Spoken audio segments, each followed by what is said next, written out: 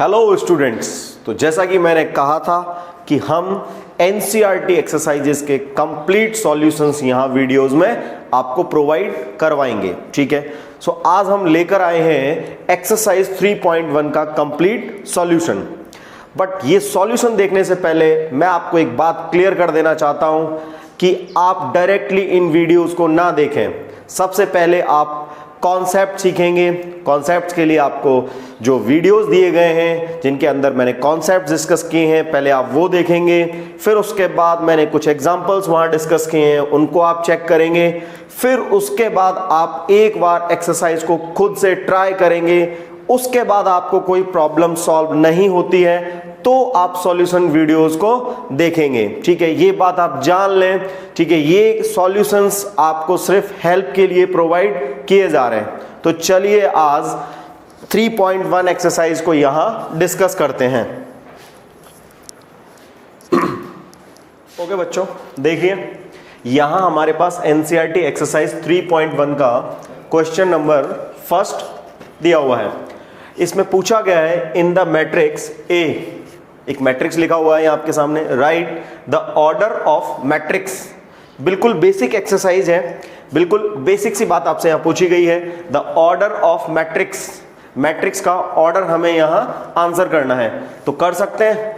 क्या बताया था मैंने वीडियोस के अंदर, क्या बताया था आपको कि ऑर्डर कैसे चेक करते हैं। तो ऑर्डर के लिए आपको नंबर ऑफ रोज काउंट करनी है, ठीक है, and number of columns count करने हैं। सो रोज कितनी हो गई इसके अंदर, 1 2 3, रो 3 हो गई, एंड कॉलम 1 2 3 4 कॉलम्स हो गए। ठीक है, तो यहां इसका ऑर्डर आ जाता है हमारे पास 3 क्रॉस 4। तो इसका आंसर कर देते हैं हम, ये ऑर्डर हो गया 3 क्रॉस 4। अगला क्वेश्चन जो है वो है द नंबर ऑफ एलिमेंट्स। इसके अंदर आपसे पूछा गया है कि कितने एलिमेंट्स हैं। तो मैंने आपको यह भी बताया था कि इस ऑर्डर की हेल्प से हमको नंबर ऑफ एलिमेंट्स भी यहां पता लग जाते हैं। ठीक है, तो यहां पर कितने एलिमेंट्स हो गए, 3 4 जा, ये हो गया हमारे पास 12 एलिमेंट्स। ठीक है, नेक्स्ट हमसे पूछा गया है right the elements A13 21 A33 A24 A23। सो जब जनरल मैट्रिक्स हमने डिस्कस किया था तो हमने ये बताया था कि इस तरीके के प्रॉब्लम्स एलिमेंट से रिलेटेड आपसे पूछे जाएंगे। सो A13 बता सकते हैं हम A13 कहां पर है। इसमें A13 का मीनिंग हो गया फर्स्ट रो थर्ड कॉलम। तो फर्स्ट रो के अंदर थर्ड कॉलम वैल्यू हो जाएगी 19। सो इसको लिख देते हैं, A13 हमारे पास हो गया है 19। सेकेंड A21 पूछा गया है, A21 हो जाएगा सेकेंड रो फर्स्ट कॉलम। ठीक है, सो ये हो गया 35। थर्ड हमसे पूछा गया है A33 third row third column, इसकी वैल्यू हो जाएगी -5। A24 हमसे पूछा गया है second row fourth column 12, and A23 हो जाएगा सेकेंड रो थर्ड कॉलम 5/2। इस तरीके से हमने फर्स्ट क्वेश्चन डिस्कस कर लिया है। चलिए नेक्स्ट क्वेश्चन लेते हैं।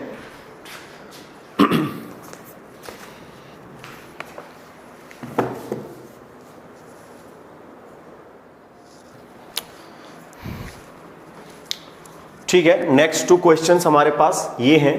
क्वेश्चन नंबर 2 आपसे पूछ रहा है if a matrix has 24 elements, what are the possible orders it can have?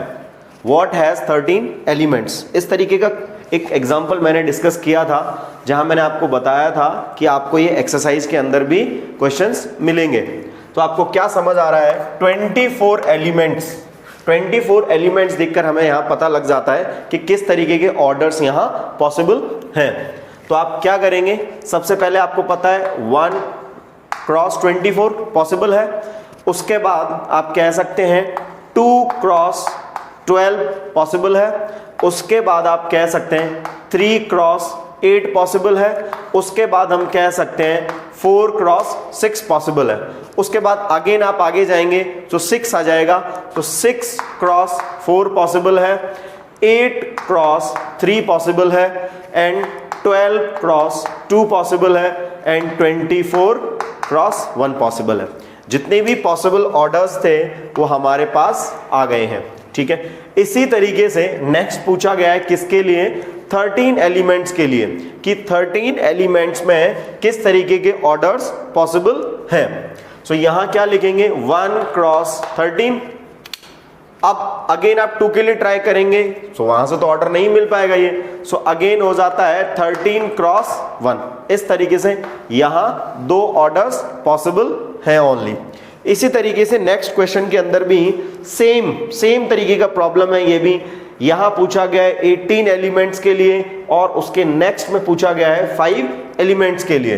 तो चलिए 18 एलिमेंट्स के लिए पहले लिख लेते हैं। यह हो जाता है 1 क्रॉस 18, ठीक है। सो ये हो जाएगा 18 क्रॉस 1।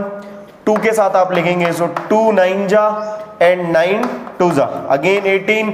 3 के लिए लिखेंगे 3 6 जा एंड 6 3 जा, ठीक है। इस तरीके से तो जितने भी पॉसिबल ऑर्डर्स हैं वो हमने यहां लिख दिए हैं। 5 के केस में देख लेते हैं, सो ये हो जाएगा 1 क्रॉस 5 और 5 क्रॉस 1, ठीक है। यहां तक हमने क्वेश्चन नंबर 3 तक कंप्लीट कर लिया है। चलिए नेक्स्ट क्वेश्चंस लेते हैं। ओके, तो देखिए ये है हमारे सामने क्वेश्चन नंबर 4। यहां लिखा हुआ है construct a 2 cross 2 matrix A इस तरीके से AIJ whose elements are given by this. ये 3 अलग अलग तरीके के मैट्रिसेस आपसे पूछे गए हैं।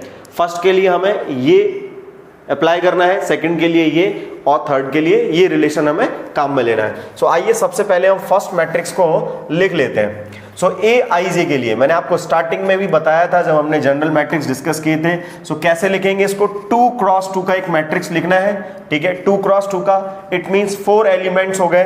सो एक जनरल मैट्रिक्स मैं यहां लिख देता हूं, A is equals to A11 A12 A21 and A22। उसके बाद में आपको A11 की वैल्यू फाइंड करनी है, A12 की वैल्यू फाइंड करनी है, A21 की और A22 की। इसी तरीके से आप इन नेक्स्ट 2 मैट्रिसेस में भी करेंगे।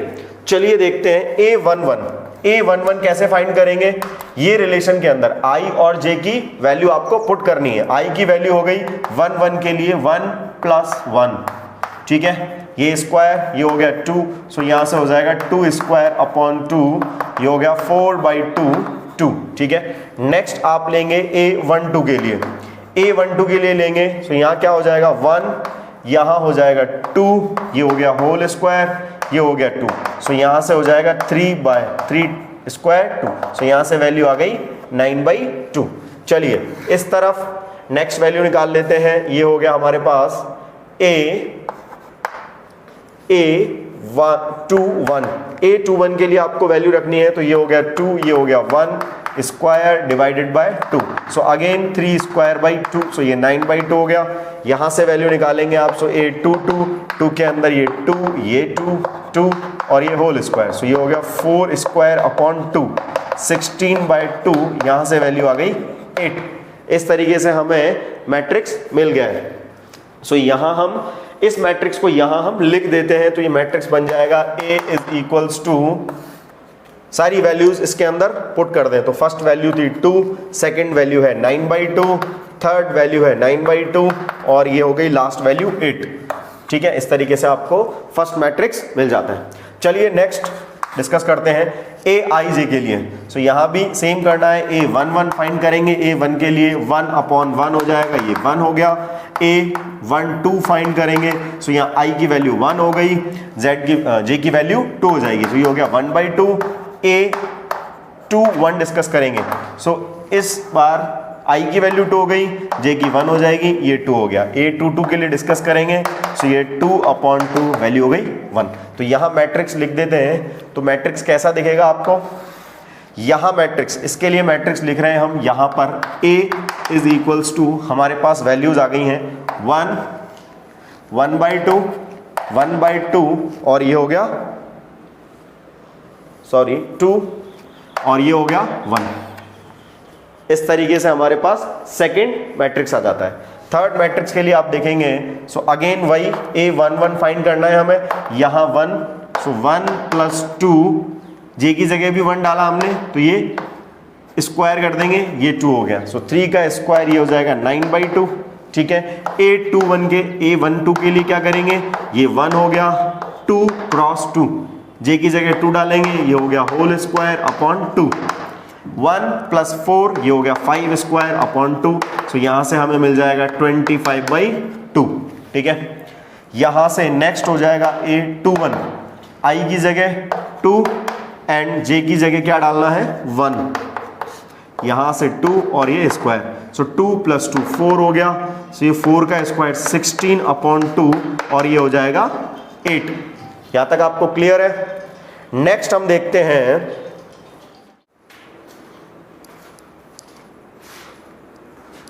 ठीक है, नेक्स्ट हम यहां निकालेंगे A22, सो यहां से 2 + 2 × 2 होल स्क्वायर अपॉन 2, 2 + 4 ये हो जाएगा 6 square upon 2, so 36 divided by 2, सो यहां से हो जाएगा हमारे पास 18। सारी वैल्यूज हम यहां पुट कर देते हैं। सो AIG के लिए यहां वैल्यू लिख देते हैं, ये मैट्रिक्स बन जाएगा इस तरीके से, सारी वैल्यूज डालेंगे 9/2, 25/2, ये हो जाएगा 8 और ये हो जाएगा 18, ठीक है। इस तरीके से ये क्वेश्चन जो है कंप्लीट हो जाता है।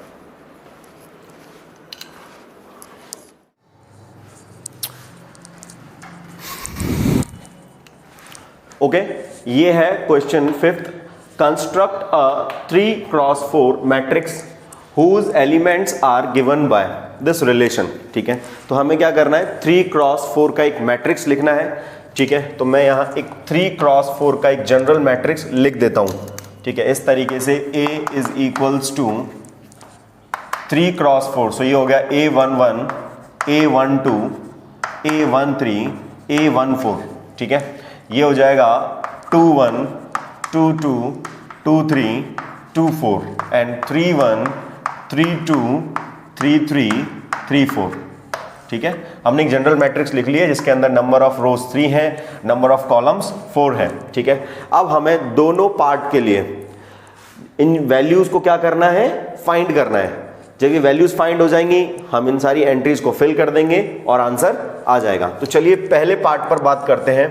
सो A11 फाइंड कैसे करेंगे, A11 फाइंड करने जा रहे हैं हम। सो इस रिलेशन का यूज करेंगे 1/2, सेम जो हमने पिछले क्वेश्चंस डिस्कस किए हैं उसी तरीके का क्वेश्चन है ये, लेकिन इसके अंदर बस मॉड्यूलस आ गया है, ठीक है। तो चलिए वैल्यूज एंटर करते हैं। 3i की जगह आपको क्या लिखना है 1, ठीक है, और j की जगह क्या लिखना है 1, ठीक है। तो यहां से हमें मिल जाएगा 1/2 -3 + 1 -2 देगा, लेकिन मॉड्यूलस से बाहर 2 मिलेगा हमें, ठीक है। सो 2 यहाँ वैल्यू आ जाएगी 1। तो इसी तरीके से मैं वैल्यूज पुट कर देता हूँ 1, 2, सो 1/2 -3 × 1, सो -3 + 2 यहाँ से मिल जाएगा हमें 1/2, ठीक है। -1 पॉजिटिव हो जाएगा। नेक्स्ट 1, 3 देखते हैं, 1, 2 -3 + 3 वैल्यू मिल जाएगी 0। A14 देखते हैं, 1/2 -3 + 4 यहां से आ जाएगा हमारे पास 1/2, ठीक है। इस तरीके से फर्स्ट रो की सारी एंट्रीज हमने फाइंड कर ली है। नेक्स्ट सेकंड रो के लिए देखते हैं A21, सो यहां हो जाएगा 1/2 -3 × 2 + 1, ठीक है। सो -3 6 + 1, सो ये -5 देगा, लेकिन हमें मिलेगा 5/2, ठीक है। सो A22 के लिए हो जाएगा 1/2 -6, ठीक है, +2 यहां से होगा 4/2, 2। नेक्स्ट 2, 3 1/2 -6 + 3 -3/2, तो 3/2 हो जाएगा। यहां से 2, 4 1/2 -6 + 4 2 डिवाइडेड बाय 1, सो ये एंट्रीज आ गई हैं हमारे पास। अगला रो जो है वो हो जाएगा A31, सो यहां से 1/2 3, यहाँ 3 × 3 करेंगे आप -9 + 1, यहाँ से 8/2 वैल्यू हो जाएगी 4, ठीक है। यहाँ से 3, 2 1/2 -9 + 2 7/2, ठीक है। A33 के लिए हो जाएगा 1/2 -9 + 3 6/2 3, एंड A34 के लिए हो जाएगा 1/2 -9 + 4 5/2, ठीक है। सारी एंट्रीज आ गई हैं, यहाँ हम मैट्रिक्स लिख देते हैं, ठीक है। सो ये फर्स्ट मैट्रिक्स मैं यहाँ लिख देता हूँ। सो ये एंट्रीज क्या हो जाएंगी, यहाँ हो जाएंगी, ये एंट्री हो गई 1, ठीक है, ये नेक्स्ट एंट्री हो जाएगी 1/2, उसके बाद 0, उसके बाद 1/2, ठीक है, उसके बाद हो जाएगा 5/2, यहाँ हो जाएगा 2, ठीक है, यहाँ हो जाएगा 3/2 और यहाँ हो जाएगा 1, ठीक है। उसी तरीके से यहाँ हम लिख लेते हैं नेक्स्ट रो को 4, 7/2, ठीक है, 3 एंड 5/2, ठीक है। सो ये हमें फर्स्ट मैट्रिक्स मिल जाता है, ठीक है। चलिए नेक्स्ट पार्ट को डिस्कस करते हैं। इसके अंदर भी सिमिलरली हमें यही करना है, ठीक है। A1 1 फाइंड करेंगे, सो डायरेक्टली वैल्यूज पुट कर देते हैं हम। 1 1 पुट करते ये 2 - 1 हो जाएगा। सो 2 - 1 1 मिल गया।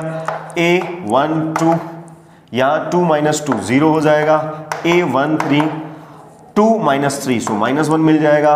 A1 4 2 - 4 -2 मिल जाएगा, ठीक है। सो यहाँ से अगला रो जो है A21, सो 2 2 4 4 - 1, तो ये हो जाएगा 3। A2 2 फाइंड करेंगे, 4 - 2 2 हो जाएगा। A2 3 फाइंड करेंगे, सो यहाँ से 4 - 3 1 मिल जाएगा, ठीक है। अगली वैल्यूज हम देखते हैं, यहाँ A2 4 फाइंड करेंगे। A2 4 फाइंड करेंगे तो हमें क्या मिल जाएगा, 4 - 4 0, ठीक है। A3 1 फाइंड करेंगे तो 6 - 1 5। A3 2 फाइंड करेंगे तो 6 - 2 4। A3 3 फाइंड करेंगे तो 6 - 3 3। A3 4 फाइंड करेंगे तो 6 - 4 2 मिल जाएगा। सारी एंट्रीज हमारे पास है। एक मैट्रिक्स यहाँ लिख देते हैं हम, ठीक है। सो यहाँ हो गया 1 0 -1 -2। नेक्स्ट रो है 3 2 1 0 5 4 3 2, ठीक है। इस तरीके से हमने क्वेश्चन नंबर 5 क्या कर लिया है, पूरा कर लिया है, ठीक है। चलिए नेक्स्ट क्वेश्चन लेते हैं।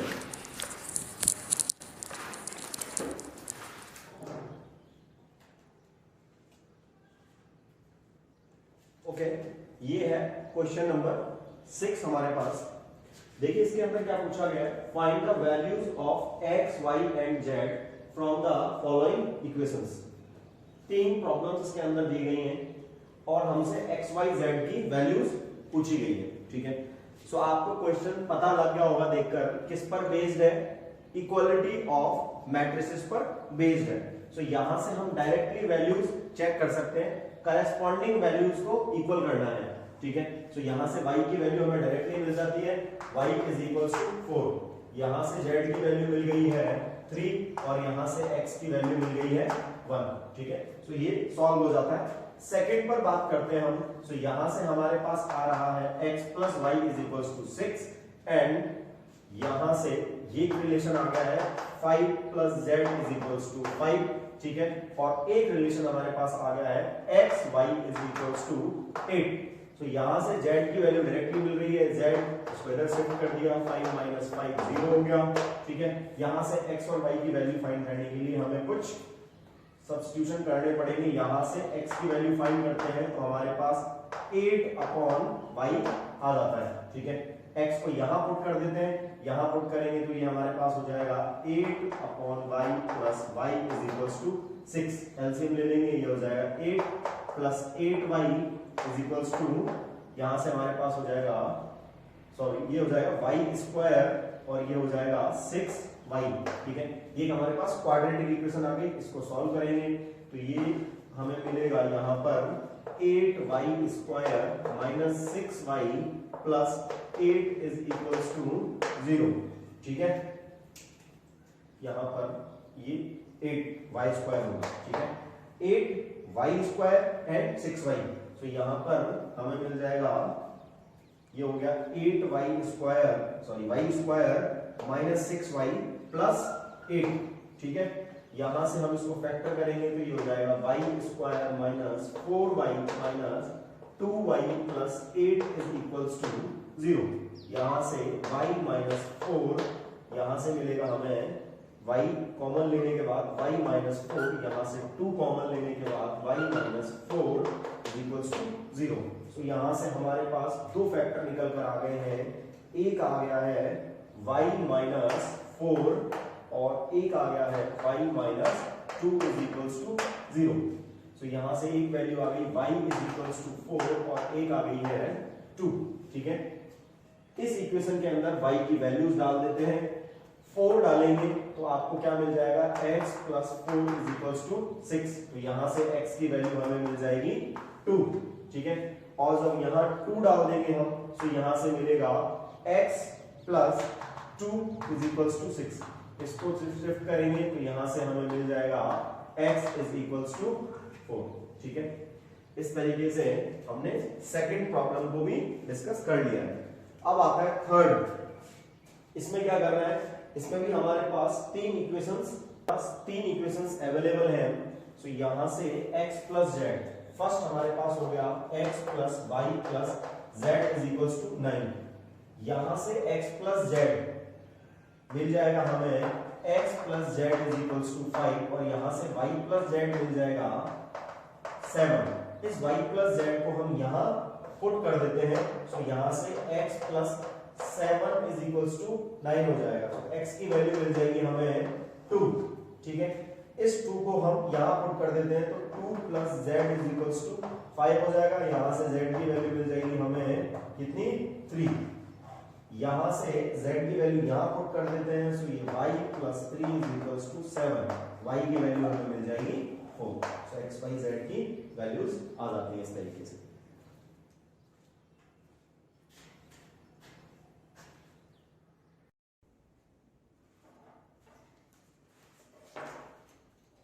ओके स्टूडेंट्स, ये है हमारे पास question number 7। Find the value of A B C and D from the equation. Again किस पर बेस्ड है, इक्वालिटी ऑफ मैट्रिसेस पर बेस्ड प्रॉब्लम हमारे सामने है।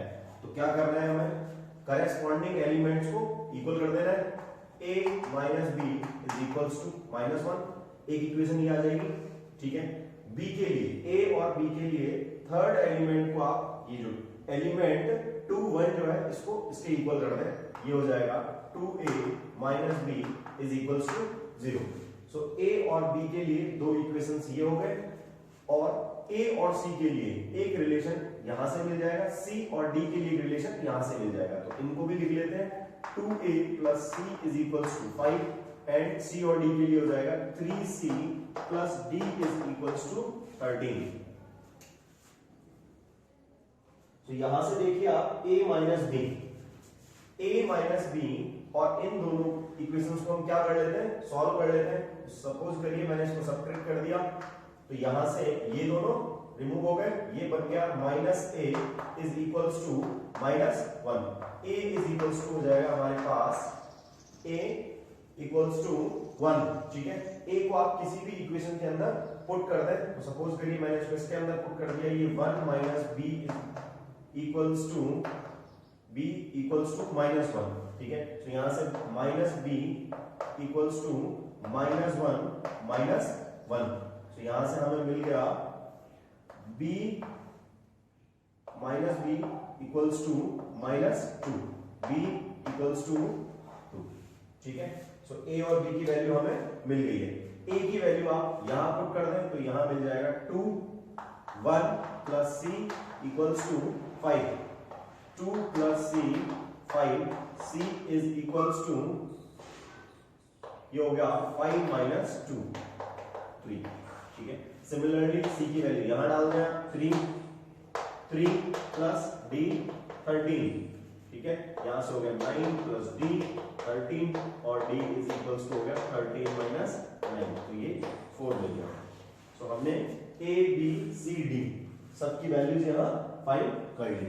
ठीक है, चलिए इसी के साथ में हम नेक्स्ट क्वेश्चन डिस्कस करते हैं।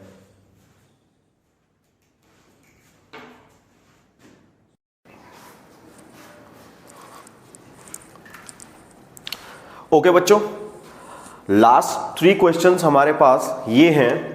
क्वेश्चन नंबर 8 के साथ देखिए, A इज इक्वल्स टू, एक मैट्रिक्स दिया गया है, is a square matrix if, आपसे पूछा गया है कि A मैट्रिक्स स्क्वायर कब होगा। तो क्या लगता है आपको, कौन सा ऑप्शन हमें टिक करना चाहिए। सो यहां से m cross n square matrix के लिए एकदम सीधा सा फंडा है, बराबर होने चाहिए sir. Number of rose number of columns equal होने चाहिए, ठीक है। नेक्स्ट चलते हैं क्वेश्चन नंबर 9 की तरफ। Which of the given values of x and y make the following pair of matrices equal, ठीक है। सो यहां दो मैट्रिसेस हमारे सामने हैं और हमसे पूछा गया है कि ये मैट्रिसेस इक्वल कब होंगे, किस कंडीशन के अंदर इक्वल होंगे, ठीक है। तो जरा चेक कर लेते हैं, करेस्पॉन्डिंग एलिमेंट्स को इक्वल कर देते हैं। यहां से मैं इसको इक्वल कर देता हूं, 3x + 7 इज इक्वल्स टू 0, ठीक है। सो यहां से x इज इक्वल आ जाएगा -7/3। क्या कोई ऑप्शन हमें ऐसा नजर आ रहा है? नहीं, ठीक है। अगला चेक कर लेते हैं हम, 5 is equal to y - 2, 5 is equal to y - 2। तो 2 को इधर शिफ्ट करेंगे तो y इज इक्वल्स टू हमारे पास हो जाएगा 7, ठीक है। सो मुझे नहीं लगता कोई ऑप्शन यहां पर ऐसा अवेलेबल है, तो हम B को टिक कर देंगे, ठीक है। नेक्स्ट है क्वेश्चन नंबर 10, ठीक है। इसमें देख लेते हैं the number of all possible matrices of order 3x3। 3x3 की हमें एक मैट्रिक्स बनानी है, ठीक है, विच ईच एंट्री 0 और 1, जिसके अंदर ईच एंट्री या तो 0 होगी या 1 होगी, ठीक है।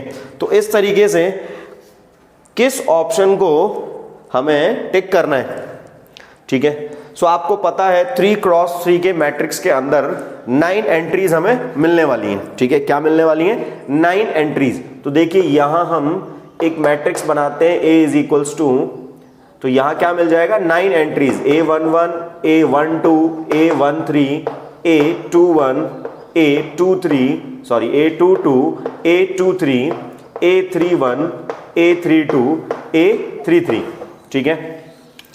ये क्वेश्चन परम्यूटेशन कॉम्बिनेशन के अंदर चला गया है, ठीक है। सो यहां से क्या पता लग रहा है हमको? A11, इस एंट्री के पास में भी 2 ऑप्शंस अवेलेबल है, या तो आप 0 पुट कर सकते हैं या 1 ले सकते हैं। सो इसी तरीके से हर एंट्री के पास में 2 ऑप्शंस हो जाते हैं यहां पर, ठीक है। तो क्या करेंगे आप? फर्स्ट एंट्री के लिए 2 ऑप्शंस, ठीक है। अगेन अगली एंट्री के लिए 2 ऑप्शंस, अगेन अगली एंट्री के लिए 2 ऑप्शंस। तो इस तरीके से हर एंट्री के पास में कितने ऑप्शंस हो गए? 2 ऑप्शंस। तो उससे आंसर हो जाएगा 2 is raised to the power 9, ठीक है। और उस अकॉर्डिंग हमारा आंसर होगा डी, ठीक है। सो ये था हमारा पूरा एक्सरसाइज, ठीक है। हमने हर क्वेश्चन को यहां डिटेल के अंदर डिस्कस कर लिया है, ठीक है। तो चलिए मिलते हैं अगले वीडियो में।